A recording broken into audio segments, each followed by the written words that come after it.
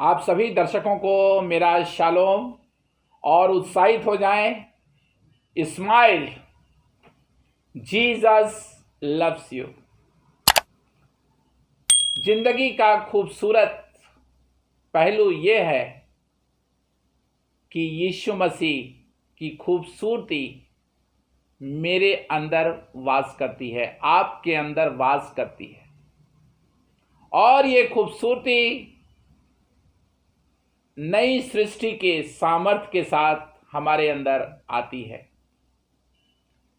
पिछले प्रसारण में मैंने रैप्चर के बारे में आपसे बात किया था और मैंने आपको बताया था कि मैं 3 संदेश दूंगा और आज उसका दूसरा भाग मैं आपके संग पूरे बोझ के साथ, प्रार्थना के साथ, समर्पण के साथ बांटने जा रहा हूं।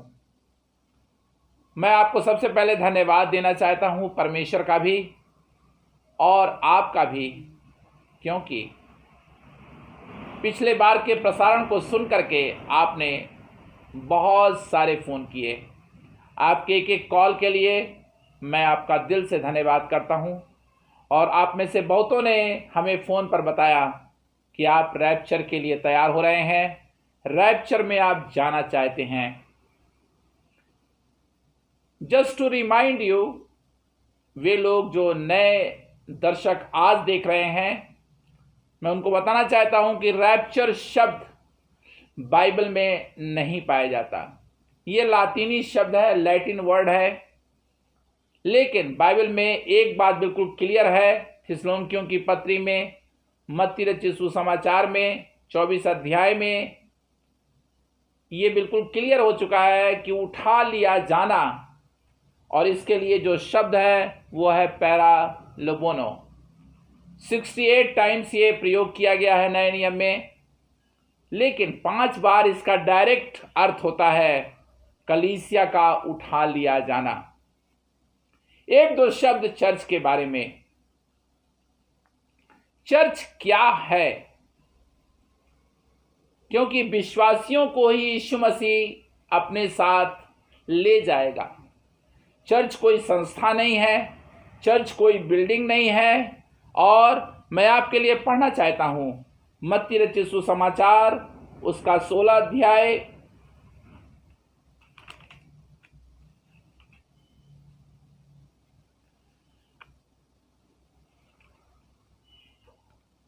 और जब आप इस अध्याय को पढ़ते हैं तो 18 पद को देखिए, जहां यीशु मसीह पतरस से बात कर रहा था। ये जो शिक्षा है वो बहुत ही महत्वपूर्ण शिक्षा है, और आज विश्वासियों को जो सच्ची कलीसिया में पाए जाते हैं, सच्ची कलीसिया कोई डिनोमिनेशन नहीं है। यीशु मसीह किसी डिनोमिनेशन को लेने नहीं आ रहा है, किसी संस्था को लेने नहीं आ रहा है, किसी ऑर्गेनाइजेशन को लेने नहीं आ रहा है। यीशु मसीह अपनी उस कलीसिया को, विश्वव्यापी कलीसिया को, जिसका नया जन्म हुआ है, जिसका यीशु के लहू के द्वारा छुटकारा हुआ है, जिनके नाम जीवन की पुस्तक में है, उनको लेने आ रहा है। बोलिए ना मेरे साथ, मुझे लेने आ रहा है। रैप्चर के लिए मैं तैयार हूं। बोलते रहिए। और जब आप इस कार्यक्रम को देख रहे हैं तो मेहरबानी से अभी उठ करके कहीं मत जाइएगा, क्योंकि बाइबल का ये एक ऐसा संदेश है जो डायरेक्ट हेवेनली प्रेजेंस से जुड़ा हुआ है। मैंने यीशु मसीह को क्यों पाया?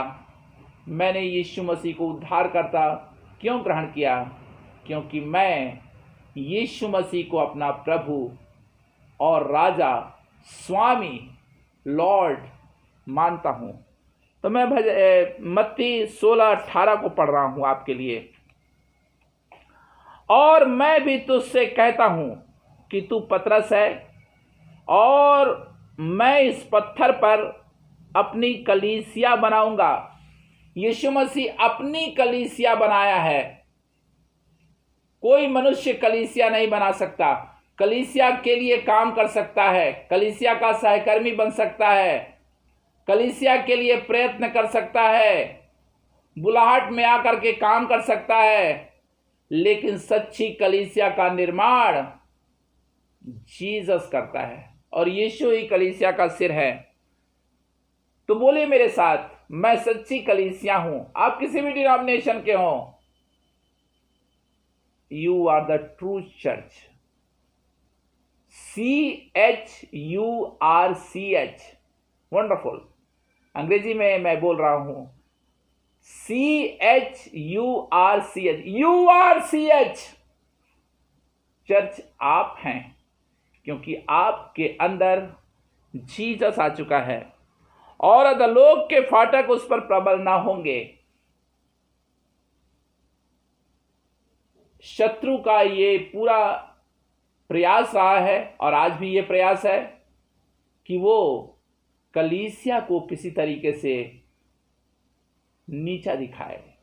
चर्च का पूरा इतिहास इसी बात को दिखाता है कि डेविल ने चर्च को बर्बाद करने के लिए कितनी ऐसी शिक्षाएं लाई हैं जिनके द्वारा वो सच्चाई को चुरा लेना चाहता है।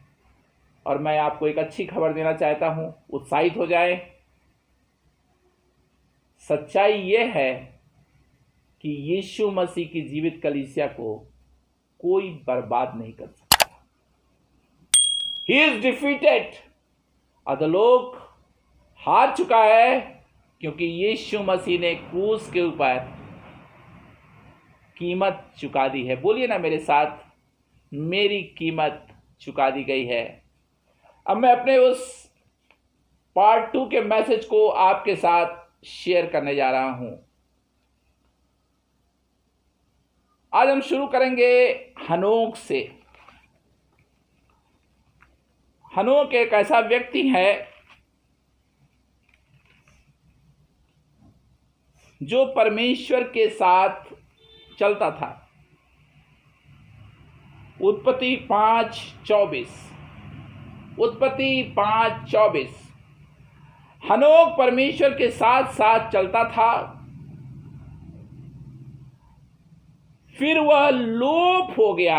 हियर इज द वर्ड, लोप हो गया, उठा लिया गया, लुप्त हो गया, स्वर्ग चला गया, क्योंकि परमेश्वर ने उसे उठा लिया। एग्जैक्टली रेप्चर वाला वर्ड, उसका जो रियल मीनिंग है वो यहां आ रहा है, उठा लिया गया।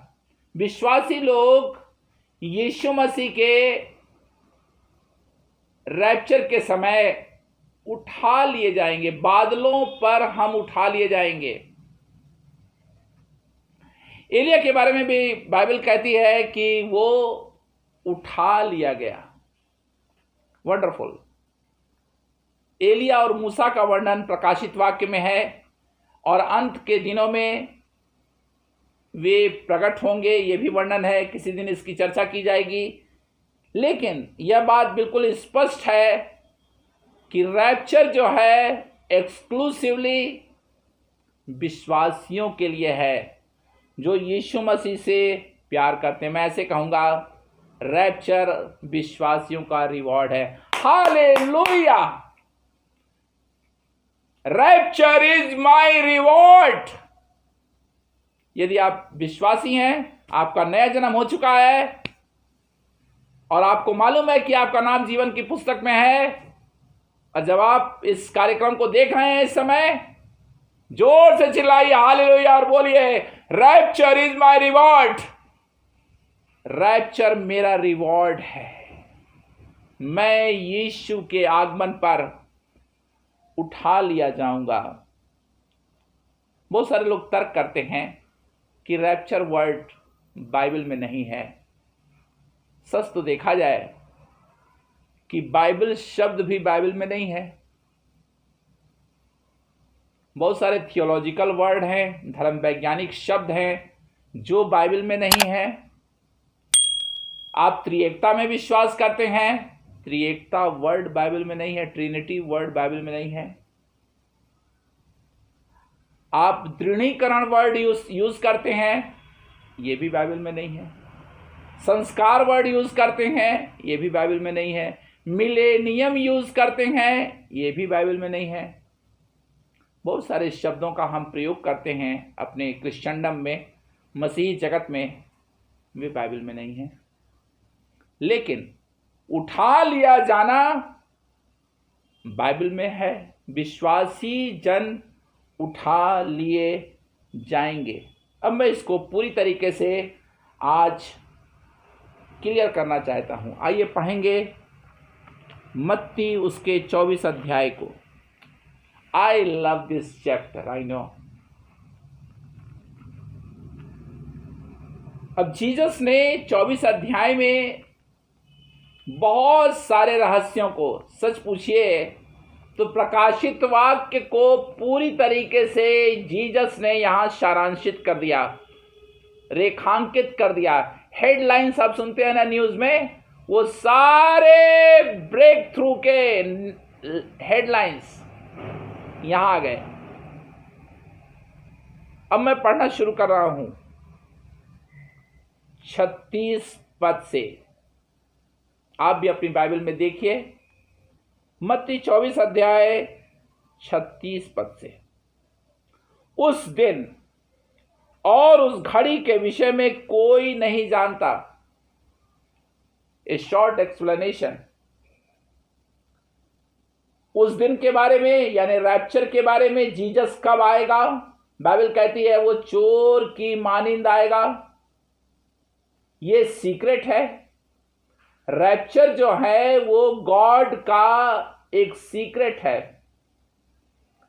ये किसी को नहीं मालूम है कि वो कब आएगा। यदि कोई आपसे कहता है कि इस महीने ही जीसस आएगा, इस साल यीशु मसीह आएगा, उस पर कभी विश्वास मत कीजिएगा। उस दिन और उस घड़ी के विषय में, इसकी चर्चा भी थोड़ी देर बाद मैं करूंगा, न स्वर्गदूत, स्वर्ग के दूत भी नहीं जानते, एंजल्स भी नहीं जानते, और न पुत्र, परंतु केवल पिता, ओनली फादर, केवल पिता को मालूम है कि जीसस कब आएगा। यानी पिता जीसस को बोलेगा कि अब बेटा जाओ, तब तुरहियां फूकना शुरू आरंभ हो जाएगा।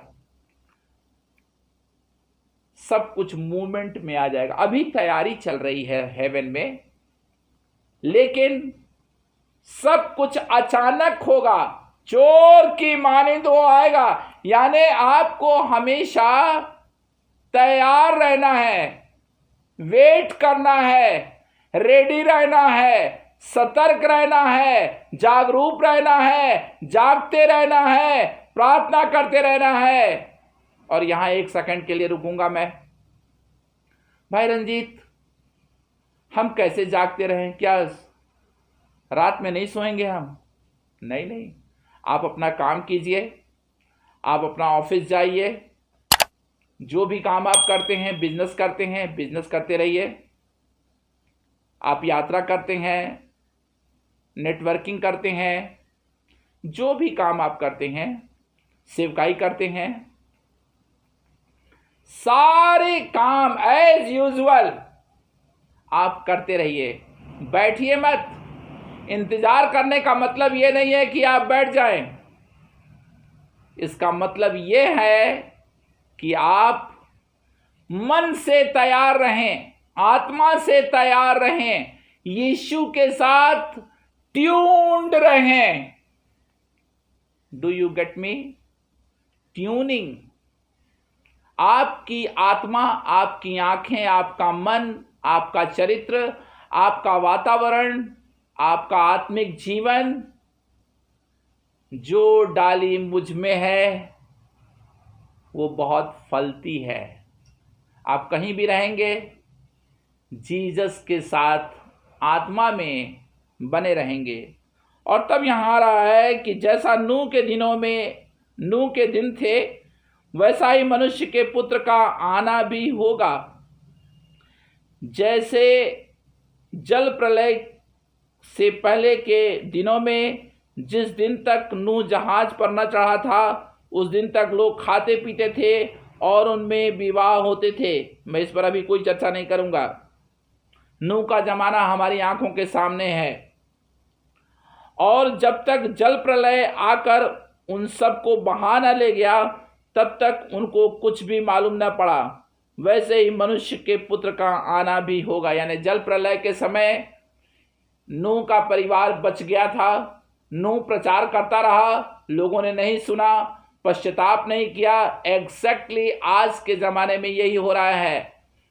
लोग वचन तो सुनते हैं लेकिन प्रचार को सुनकर वे पश्चाताप नहीं करते। एक वर्ड पश्चाताप के लिए, सिर्फ रोना पश्चाताप करना नहीं है। पश्चाताप का मतलब होता है चेंज योर लाइफ। अपनी जीवन शैली को, अपने आउटलुक को, अपने संबंधों को परमेश्वर के साथ ठीक करना। और जब हम पश्चाताप कर लेते हैं तो उस पाप की दुनिया में फिर न जाएं। अब जल्दी से मैं उस मुद्दे पर आ रहा हूं। उस समय यानी रैप्चर के जो सीन है उसको जीसस अब एक्सप्लेन कर रहा है।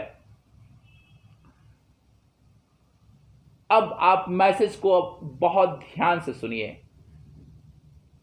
दो स्त्रियां चक्की पीसती होंगी, एक ले ली जाएगी और दूसरी छोड़ दी जाएगी। देखिए, दो दो संख्या आ रही है। इसलिए जागते रहो क्योंकि तुम नहीं जानते कि तुम्हारा प्रभु किस दिन आएगा। सचमुच मुझे नहीं मालूम प्रभु किस दिन आएगा, लेकिन हाँ, उसके आने के संकेत, आने के लक्षण, सिम्टम्स दिखाई दे रहे हैं। 43 वर्ष, परंतु यह जान लो कि यदि घर का स्वामी जानता होता कि चोर किस पहर आएगा तो जागता रहता और अपने घर में सेंध लगने न देता। तुम भी तैयार रहो, क्योंकि जिस घड़ी के विषय में तुम सोचते भी नहीं उसी घड़ी मनुष्य का पुत्र आ जाएगा। अब यहां पर दो स्त्रियों के बारे में लिखा हुआ है, लेकिन इसको थोड़ा मैं और क्लियर करूंगा। आइए चलते हैं लूका रचित सुसमाचार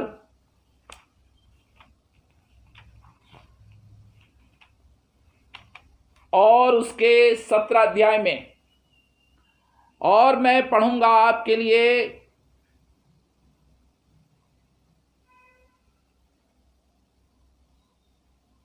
हाँ मैं आ गया 35 वर्ष, लूका 17:35।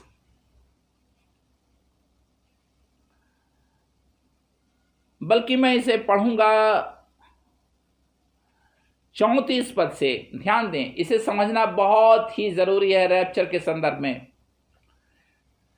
मैं तुमसे कहता हूं, उस रात दो मनुष्य एक खाट पर होंगे। अगेन संख्या 2 आ गई। रात का समय होगा, दो मनुष्य एक खाट पर होंगे, एक ले लिया जाएगा, एक ले लिया जाएगा, दो में से एक ले लिया जाएगा और दूसरा छोड़ दिया जाएगा। दो स्त्रियां एक साथ चक्की पीसती होंगी, एक ले ली जाएगी और दूसरी छोड़ दी जाएगी। दो जन खेत में होंगे, एक ले लिया जाएगा और दूसरा छोड़ दिया जाएगा। वंडरफुल। आप देख रहे हैं, दो जन का अर्थ पहले बताऊंगा। दो संख्या बताती है कि विश्वासी और अविश्वासी। एक विश्वासी होगा और एक अविश्वासी होगा। विश्वासी उठा लिया जाएगा, अविश्वासी छोड़ दिया जाएगा। दो जन रात में खाट पर सो रहे होंगे, एक उठा लिया जाएगा, दूसरे को पता ही नहीं चलेगा।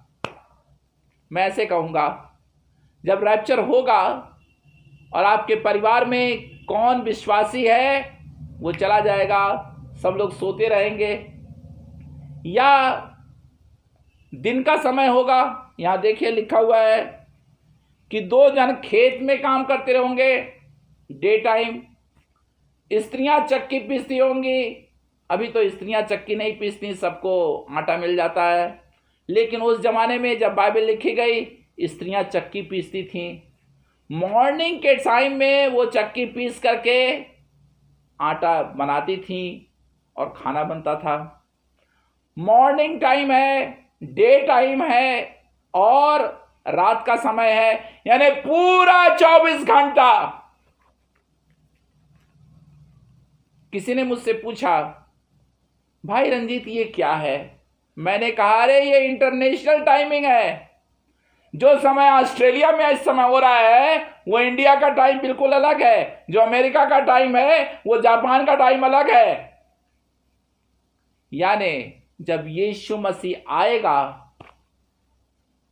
पूरे विश्व के विश्वासी बादलों पर जमा होने लगेंगे। मेरा टाइम अलग है इंडिया में, और जो लोग अमेरिका के बिलीवर हैं उनका टाइम अलग है। शायद वो दिन में उठा लिए जाएंगे उनका समय, लेकिन सब जगह का इंटरनेशनल टाइमिंग मिलाकर के आप देखेंगे तो 24 आवर्स हो जाता है। यीशु मसीह का आगमन जब होगा, पूरे विश्व के विश्वासी ऑटोमेटिक नेचुरली हनोक के समान उठा लिए जाएंगे। ओ हालेलुया! मैं उसी क्षण का इंतजार कर रहा हूं, और आप भी तैयार हो जाइए। Jesus is coming soon, Jesus is coming soon.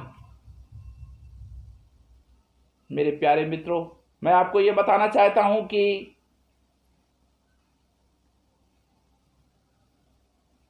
एक छोड़ दिया जाएगा, एक उठा लिया जाएगा। ये जो छोड़ दिया जाएगा ये कौन है?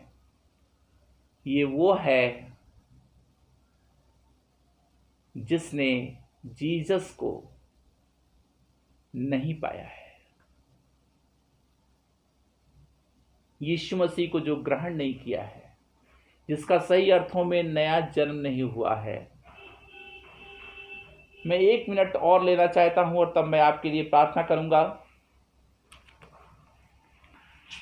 हम पढ़ेंगे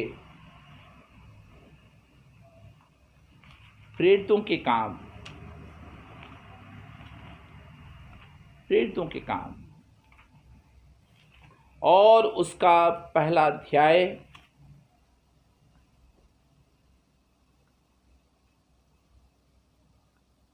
और 11 पद।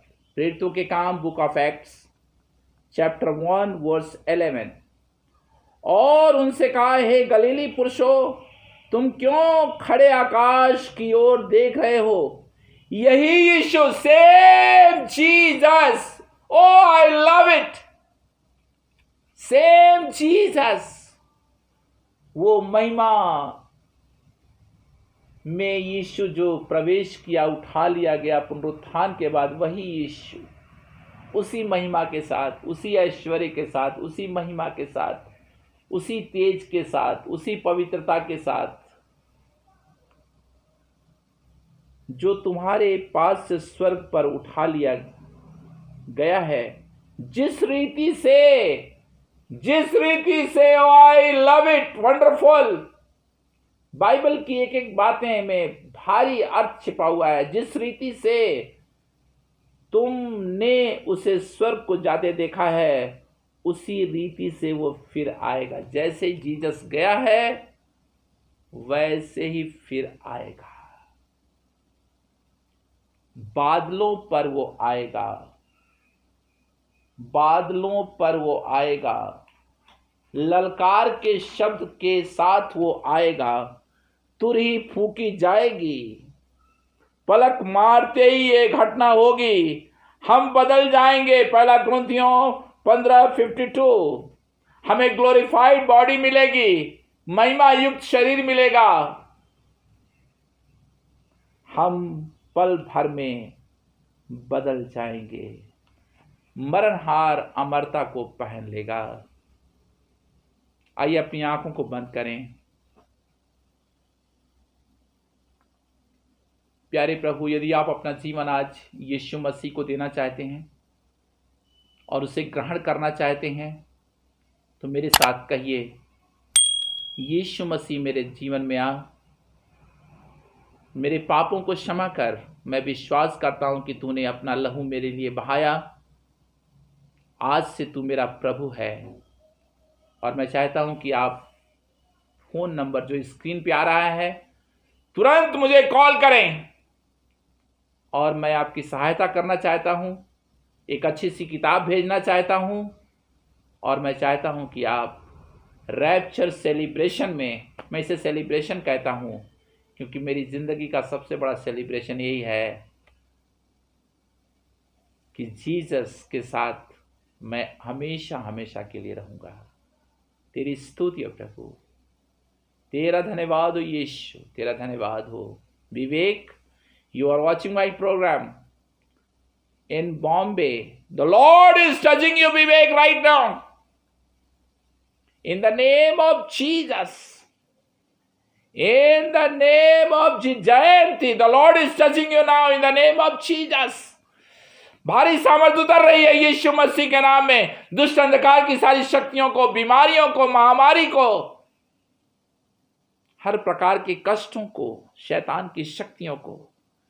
Someone is crying right now. कोई चिल्ला रहा है, दुर्बल करने वाली आत्मा आपके शरीर को छोड़कर जा रही है। आप कह रही हैं यीशु यीशु यीशु, द लॉर्ड टच।